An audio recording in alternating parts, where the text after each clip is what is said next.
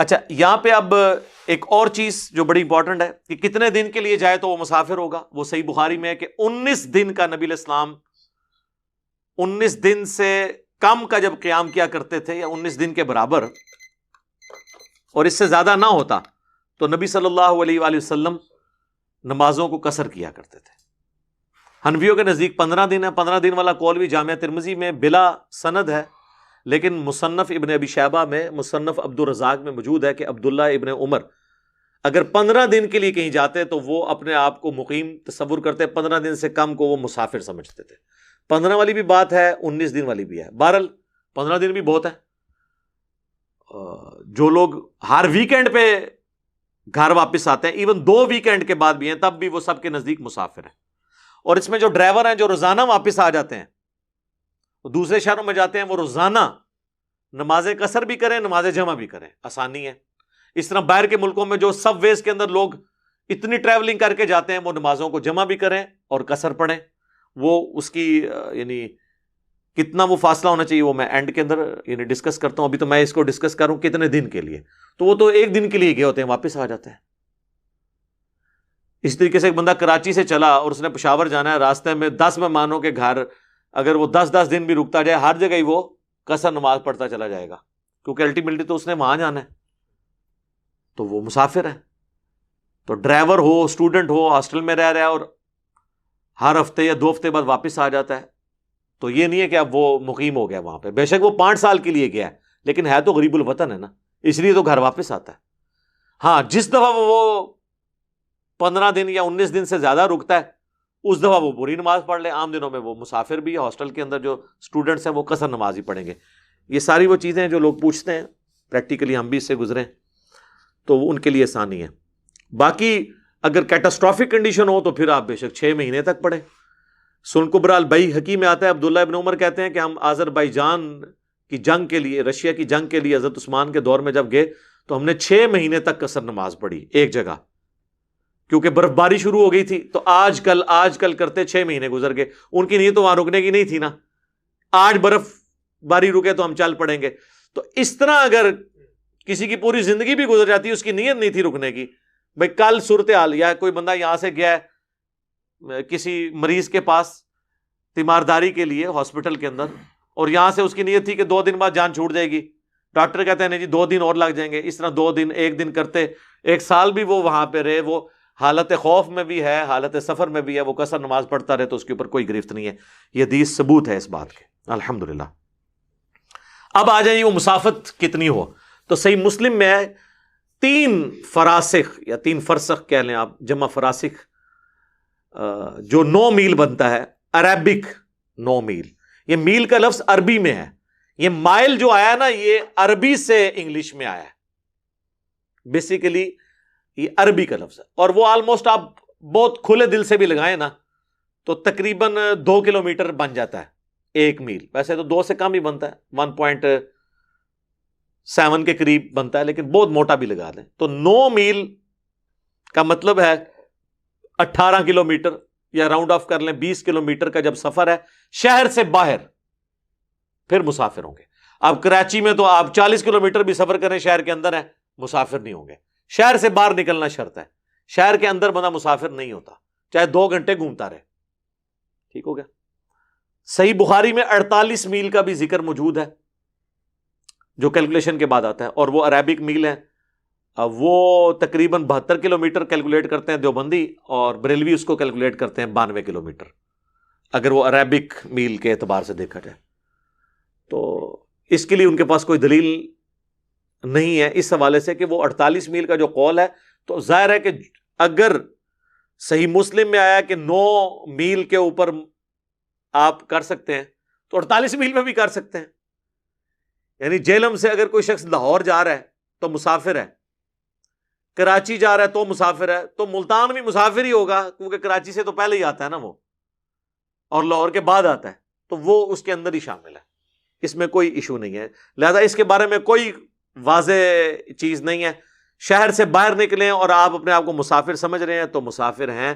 اور اس میں آپ سے یہ بھی نہیں سوال ہوگا کہ آپ ایئر کنڈیشن گاڑی میں سفر کر رہے ہیں یا آپ نے جو ہے وہ ہوائی جہاز میں سفر کیا ہے، آرام دہ ہے، یہ فیسلٹی ہمیشہ کے لیے. ایون روزہ چھوڑنے کی جو فیسلٹی ہے کہ بعد میں آپ اس کی گنتی پوری کر لیں، وہ مسافر کے لیے آج بھی اس طریقے سے ویلڈ ہے. اور اللہ تعالیٰ اس چیز کو پسند کرتا ہے کہ وہ اس فیسلٹی سے کوئی فائدہ اٹھائے، جس کے تحت میں نے وہ حدیث بتا دی صحیح مسلم کی کہ جب حضرت عمر نے سوال کیا تو نبی علیہ السلام فرمایا یہ اللہ کی طرف سے صدقہ ہے، چاہے حالت امن میں بھی ہو تم قصر نماز کرو. اور صحیح بخاری میں جو تعلیقاً امام بخاری مولا علی کا قول لے کے ہیں اور ساتھ لکھا ہے علی ابن ابی طالب علیہ السلام کا یہ عمل تھا کہ کوفے کے گھر نظر آ رہے ہوتے تھے تو وہ کوفے میں داخل نہیں ہوتے تھے، پہلے نماز قصر کرتے تھے اور اللہ کی فیسلٹی سے فائدہ اٹھاتے تھے. یہ ہمیں اسلام نے درس دیا ہے کہ آپ نے اس فیسلٹی کو اویل کرنا ہے. اسی طریقے سے بعض لوگ یہ بھی پوچھتے ہیں کہ جی یہ بتائیں کہ ہم مسافر تھے، سفر میں ہماری زور و اثر قضا ہو گئی، اب گھر پہنچے ہیں تو ہم قصر والی نماز پڑھیں گے یا پوری؟ بھئی گھر پہنچے ہیں تو اب آپ پوری پڑھیں. ویسے تو حنفی کہتے ہیں کہ قصر چونکہ قضا ہوئی تھی تو قصر پڑھیں، اس لیے کہ انہوں نے پہلا رزلٹ غلط نکالا ہے نا قصر کے واجب ہونے کا. جب گھر آ گیا اب آپ حالت امن میں ہیں تو دن کی بھی زور اثر جو چھوٹی ہے نا، پہلے تو اس پہ توبہ کریں اور اس کے 4 فرض پڑھیں، اور چھوٹنی تو چاہیے نہیں. جب اتنا سپین ہے کہ زور کا وقت داخل ہونے سے لے کے مغرب تک آپ پڑھ سکتے ہیں، زور اثر کو جمع کر سکتے ہیں، اور سفر میں تو سنت ہے، اور مغرب کا وقت داخل ہونے سے لے کے فجر کا وقت داخل ہونے تک پورا آپ پڑھ سکتے ہیں. یہ جو بعض لوگ کہتے ہیں عشاء کا وقت آدھی رات تک رہتا ہے تو وہ افضل وقت ہے، اس پہ میری ویڈیو ریکارڈ ہے، وہ صحیح مسلم کی حدیث افضل وقت کے لیے ہے. باقی حضرت ابو ہریرہ سے موجود ہے رضی اللہ تعالیٰ عنہ، شرح معنی الاثار جسے طحاوی شریف کہتے ہیں، کہ وہ کہتے تھے کہ جس شخص نے فجر کا وقت داخل ہونے سے پہلے عشاء کی نماز پڑھ لی تو اس نے کوئی اس میں دیری نہیں کی ہے. تو حضرت ابو ہریرہ ہی ان حدیثوں کے راوی ہیں جس میں نماز کی ٹائمنگ آئی ہے، تو لہٰذا آدھی رات تک جو عشاء کا وقت رہتا ہے جو صحیح مسلم میں ہے وہ افضل وقت ہے. ٹھیک ہے، بلکہ افضل وقت تو ہے کہ آپ رات کو لیٹ سے نماز پڑھیں، لیکن ہم تو عموماً جلدی پڑھتے ہیں، تو افضلیت غیر افضلیت کا مسئلہ ہے. باقی فجر کا وقت داخل ہونے تک آپ تو اتنے بڑے سپین میں آپ کو ٹائم مل جائے گا نماز پڑھنے کا. یہ نماز تو قضا ہو ہی نہیں سکتی، یہ تو بالکل لیم ایکسکیوز ہے. لوگ کہتے ہیں نہیں ہم نوکری کرتے ہیں جی وہاں ٹائم ہی نہیں ملتا نماز کا، تو گھر آ کے اکٹھی نمازیں پڑھ لیں. تو میں ان سے پوچھتا ہوں کہ ٹوائلٹ جانے کا بھی ٹائم نہیں دیتے آپ کو؟ کہتے ہیں اتنا دیتے ہیں. تو میں نے کہا یار 2 فرض پڑھنے میں کتنا ٹائم لگتا ہے؟ زور اثر کے 2 فرض پڑھنے میں کتنا ٹائم لگتا ہے؟ وضو آپ کا ہو تو وہیں پہ آپ پڑھ لیں تھوڑی دیر کے لیے وقفہ کر کے. ٹھیک ہے، تو وہ اب تو خیر یہ بڑی آسانی اس معاملے میں ہو گئی ہے، ٹالرنس ہے نماز کے لیے. یورپ امریکہ میں آپ کو ٹائم دے دیتے ہیں، آپ اس چیز کو اویل کریں، اور یہ بہانے بنانا چھوڑ دیں کہ جی ہم کوئی اتنے دنیا کے مصروف آدمی ہیں، تو آپ پھر چھوڑ دیں. اور کئی لوگ اتنے بولے ہوتے ہیں وہ کہتے ہیں نہیں فجر کی نماز کو بھی زور کے ساتھ جمع کر لیں. نہیں سر، زور اور اثر جمع ہوگی، مغرب اور عشاء جمع ہوگی، جسے ظہرین اور مغربین بھی کہا جاتا ہے. ایک ملکین بھی ہے، وہ بھی چلیں as a last resort, prime minister ہوں، آرمی چیف ہیں، وہ پڑھ سکتے ہیں کہ وہ مغرب کا وقت داخل ہونے سے آدھا گھنٹہ پہلے زور اثر جمع کر لیں، اور جیسے ہی مغرب کا وقت داخل ہو مغرب عشاء جمع کریں، یعنی 30-40 منٹ کے سپین میں اپنی 4 نمازیں وہ پوری کر لیں. تو وہ مستقل بھی روٹین بنا لیں، تو ان کی روٹین ایسی ہے، ان کی جو مصروفیات ہیں اس کے اندر ان کے لیے کوئی اجازت والی گنجائش ہو سکتی ہے. باقی عام آدمی کے لیے تو یہ نہیں ہے کہ وہ اپنی روٹین بنا لیں. افضل یہی ہے کہ 4 نمازیں اپنے الگ الگ وقت میں پڑھیں. فجر تو ویسے ہی لادہ ہوتی ہے، لیکن اگر کوئی مجبوری کی وجہ سے اس کو روٹین بناتا ہے عام حالت میں بھی تو وہ ثابت ہے، وہ آپ پڑھیں، نماز پڑھیں صحیح، اور اس میں بھی خالی فرض پڑھ لیں تو کافی ہے. اور مسافر ہیں، نوکری پیشہ ہیں، آپ روزانہ شہر سے باہر 20 کلومیٹر جاتے ہیں سب وے کے ذریعے، چاہے وہ آپ 5 منٹ میں پہنچتے ہیں چاہے 1 گھنٹے میں پہنچتے ہیں، اگر آپ نے وہ سفر طے کر لیا ہے آپ وہاں نمازیں جمع کریں اور گھر آ کے مغربی عشاء جمع کر لیں. پوری رات آپ کے پاس پڑی ہے، جس وقت مرضی جمع کریں.